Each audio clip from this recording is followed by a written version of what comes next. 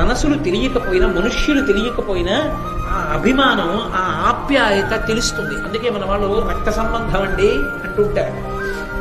ఆ రక్త సంబంధం క్షమాభిక్ష పెట్టగలిగినట్టు ఇతరులు పెట్టలేరు. రక్త సంబంధం రక్త సంబంధమే. అందుకే రాముడంతటి వాడంటాడు, దేశే దేశే కళత్రాణి దేశే దేశే చ బాంధవాః తంతు దేశం నపశ్యామి ఎత్ర భ్రాత సహోదరః అంటాడు. ఎక్కడికి వెళ్ళినా భార్య దొరుకుతుందేమో, వేరొక స్త్రీ భార్య కావచ్చేమో ఒక భార్య పడిపోతే, కానీ అది ఆ మాటని నేను ఏదో ఆయన శాస్త్రానికి అంటే వేరొకరు స్థానంలోకి వెళ్ళవచ్చు అని అన్నాడు. కానీ రాముడు ఏకపత్ని వ్రతుడు, అది కాదు ఆయన ఉద్దేశం. తోబుట్టువుల గొప్పతనాన్ని చెప్పడం. కాబట్టి భార్య దొరుకుతుందేమో, భార్య వైపు బంధువులు కూడా దొరుకుతారు, స్నేహితులు దొరుకుతారు ఎక్కడికి వెళ్ళినా. కానీ ఇక దొరకని వాళ్ళు అంటూ ఉంటే తోడ పుట్టిన వాళ్ళు ఒక్కళ్ళే. తల్లికి తండ్రికి ఈ జన్మలో ఎవరం కలిసి పుట్టామో వాళ్ళ మధ్యనే ఇక నా సొంత అన్నదమ్ముడు అక్క చెల్లెళ్ళు అని చెప్పుకోగలిగిన అనుబంధం.